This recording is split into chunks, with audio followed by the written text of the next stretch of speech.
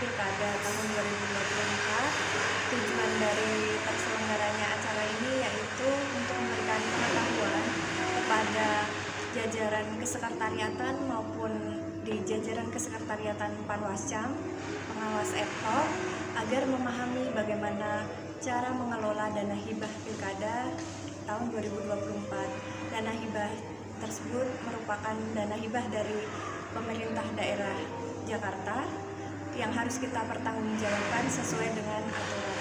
Harapan kami ke depan yaitu agar tata kelola keuangan di Bawaslu Kepulauan Seribu maupun di Panwas Kecamatan bisa berjalan dengan baik dan sesuai dengan aturan dan sesuai dengan peraturan Kementerian Keuangan, sehingga kami dapat mempertanggungjawabkan dana hibah dari Pemda tersebut dengan pertanggungjawaban yang benar dan tidak ada temuan baik dari BPK maupun dari inspektur. Ya, satu saya berterima kasih ya teman-teman di Bawaslu membuka diri, mengundang banyak pihak gitu ya, untuk kemudian mendiskusikan soal pilkada, dalam hal ini termasuk adalah teknis pengelolaan dana hibah. Biasanya orang itu berdiskusi adalah cara memantau pilkada, cara kemudian bagaimana memantau dari checklist pemutahiran data dan macam-macam. Sangat kemudian jarang itu mengajak orang luar untuk mendiskusikan soal bagaimana mengelola dana hibah. Itu sensitif gitu ya. Nah, kegiatan hari ini menurut saya ini adalah upaya terobosan gitu ya, yang kemudian membuka dari sisi transparansi, karena kan itu kan uang rakyat gitu ya yang dikelola. Terbuka mengajak orang bersekutu itu luar biasa gitu ya. Itu yang pertama. Yang kedua adalah ini kan akhirnya kemudian kalau mengundang teman-teman dari media, mengundang teman-teman dari NGO, dari mahasiswa, itu kemudian melahirkan banyak perspektif. Bahwa kemudian saya sebut tadi adalah soal bagaimana meletakkan duit itu bisa dipertanggungjawabkan dari sisi tidak hanya kebenaran administratif, tapi juga adalah kebenaran hakiki. Bahwa Rp1 duit itu harus dipertanggungjawabkan. Dan itu penting gitu ya, karena ini adalah uang rakyat. Tapi kemudian bagaimana meletakkan pertanggungjawaban itu. Sekaligus juga pada saat bersamaan, teman-teman harus memahami dari kegiatan ini bahwa sebenarnya harus dilihat pada posisi ada mandat yang lebih besar. Bahwa tujuan kita sama-sama bagaimana memastikan sebuah pesta demokrasi yang namanya pemilu atau pilkada itu benar-benar berintegritas. Yang menjamin berintegritas itu semua pihak, tapi diletakkan pada konstitusi tanggung jawab utamanya berada pada Bawaslu. Maka untuk menjalankan mandat itu tentu butuh operasional. Dalam ini adalah dana. Dana itu adalah masuk ke naskah perjanjian gitu ya, tentu dari APBD. Nah, akan menjadi problem kalau kepala daerah gitu ya, ada kepala daerah yang tidak memahami secara substansi mandat itu. Maka kemudian mereka hanya menyatakan bahwa oke, Anda akan kami beri dana hibah, tapi hanya cukup 1 miliar, 4 miliar, 10 miliar, tanpa berbasis kebutuhan. Padahal sebenarnya bagi saya adalah harus dilihat bahwa yang namanya demokrasi itu dari sisi rupiah itu mahal. Tapi dia harus dipertanggungjawabkan karena keluarannya adalah akan menjawab kebutuhan itu. Misalnya gini, logikanya, kalau kemudian sebuah pilkada membutuhkan dananya itu adalah 1 triliun, ya kan, untuk melahirkan pemimpin yang berintegritas, tidak masalah. Karena toh pemimpin berintegritas itu, insya Allah dia akan mendatangkan kesejahteraan bagi publik. Daripada kita membatasi dana, gitu ya, kita paksakan istilahnya, kita pipetkan, sudahlah 500 miliar saja, akhirnya melahirkan pemimpin yang korup, maka kesejahteraan masyarakat semakin rendah. Kecuali, mohon maaf, kalau ini memang prosesnya adalah ada misi di belakang layar untuk kemudian melemahkan pengawasan, maka maksimalisasi dana supporting dana ke pengawas itu menjadi rendah. Udahlah, kita kasih saja formalitas, kasih 1 triliun yang harusnya 2 triliun, atau kasih saja 10 miliar. Untuk apa? Supaya bagaimana? Biar mereka tahu di sana ada kecurangan, tapi tidak bisa. Ingat loh, kita ambil contoh. Pelanggaran di pilkada paling banyak tinggi masih money politik. Money politik itu daya rusaknya sangat tinggi, dia merusak demokrasi. Bagaimana bisa untuk tangkap, bagaimana bisa untuk proses kalau supporting dananya tidak cukup, tidak bisa. Sudah tidak, batas waktunya rendah, terbatas gitu ya. Kewenangannya sangat ini, belum lagi di soal gagundu, pada saat bersamaan budget untuk itu tidak ada problem.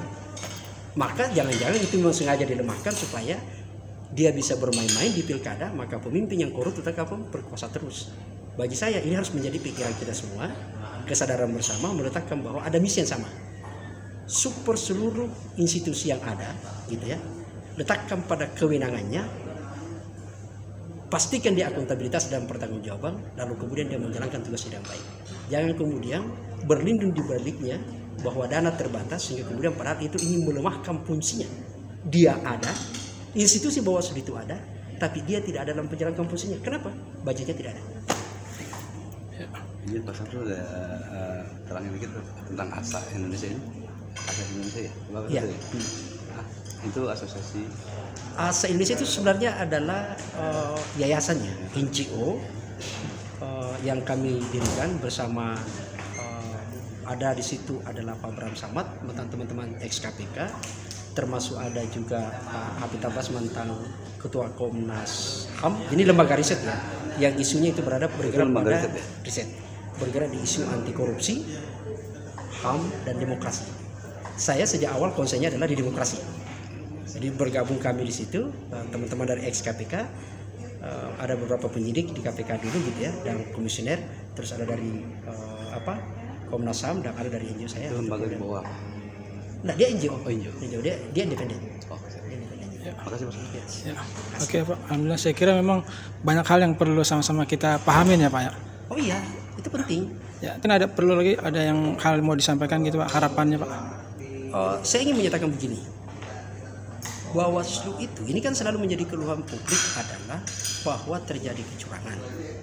Pilkada kita tidak, pemilu kita itu curang, brutality gitu ya, melahirkan pemimpin yang korup dan macam-macam. Kalau ini dibiarin terus, maka publik akan menjadi apatis, frustasi, dan tidak akan mau lagi ikut pemilu karena dianggap formalitas saja gitu ya. Nah, bagaimana tidak menjadi formalitas? Letakkan pada kewenangannya masing-masing, karena disitulah kemudian bisa kita track. Letakkan pada kewenangannya, berikan maksimal dukungan yang baik, baru kita lihat apakah memang betul mereka asal kerja saja, atau mereka bermain-main, atau memang dia ingin bekerja maksimal tapi kemudian ternyata supporting budgetnya lemah. Nah, ini kan problem gitu. Sehingga bagi saya adalah beri dukungan yang maksimal, mereka bekerja dengan baik. Ketika mereka tidak bekerja dengan baik, maka disitulah kita bisa menyatakan dia harus diberhentikan. Jangan diminta berhentikan, tidak bekerja, diklaim tidak bekerja dengan baik, padahal elemen-elemen lain tidak disupport. Situ. Itu yang menjadi menurut saya penting. Bukan soal membela dan tidak membela, tapi kita meletakkan pada proporsionalnya. Saya ingin menyatakan bahwa teman-teman, Anda harus bekerja dengan maksimal, karena nadinya demokrasi itu adalah ada di Bawaslu.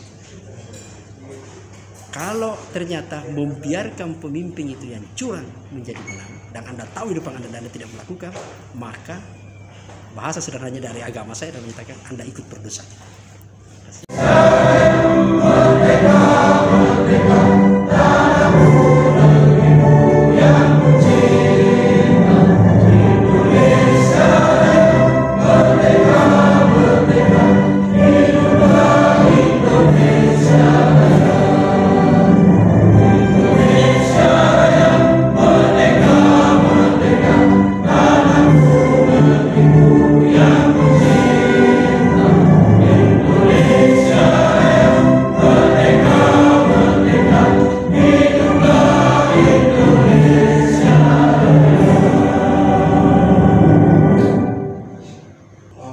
Pemilu itu tidak berakhir di detik ini saja. Sepanjang kita menganut sistem demokrasi, maka prasyarat sebuah demokrasi ada partai dan pemilu. Itu kan prasyarat utamanya. Secara teorinya begitu. Jadi kalau ada sebuah negara yang tidak mengakui sebuah partai, tapi dia mengklaim demokrasi, maka insya Allah itu sesat pikir. Jadi dia menemui jalan sesat gitu ya. Apalagi ada partai tapi kemudian tidak setuju dengan pemilu. Terlepas pemilu itu adalah dia berkualitas atau tidak berkualitas. Itu soal lain dulu. Tapi syaratnya adalah kalau kita bicara demokrasi seperti itu. Baik teman-teman sekalian, beberapa menit ke depan kita akan ngobrol saja ya, ngobrol soal karena akan ada masuk secara teknis BPK untuk share informasi bagaimana teknis pelaporan. Tapi teman-teman sekalian, saya akan banyak diskusi dengan teman-teman dari soal pengalaman saja, bagaimana kemudian mengelola dan kemudian memastikan untuk kita tidak korup. Saya yakin kita semua tidak ada yang korup. Meskipun ada banyak pejabat sebelum dilantik sudah berjadi korup. Itu ada banyak, dan itu fakta. Dalam persidangan pun kemarin juga itu terungkap di biasa kampus saya. Sorry. Lanjut Mas. Sama-sama materi kedua yang disampaikan oleh Bapak Dodi Samsudin. Kepada Bapak Dodi Samsudin dipersilakan.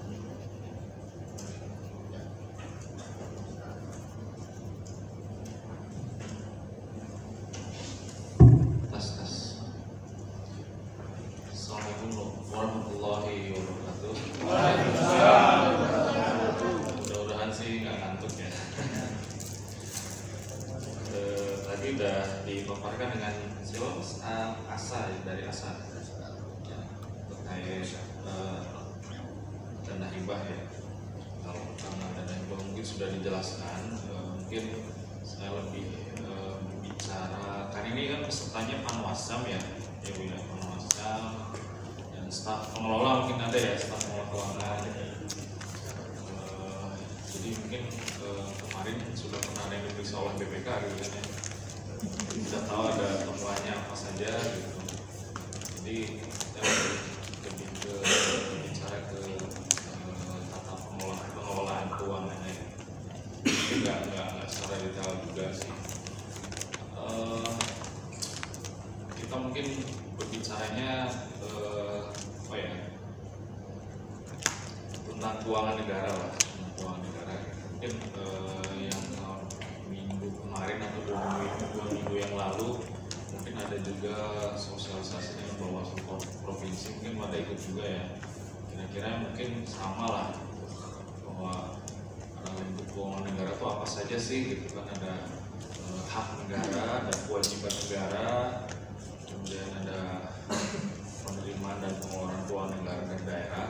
Pengeluaran keuangan daerah juga termasuk keuangan negara.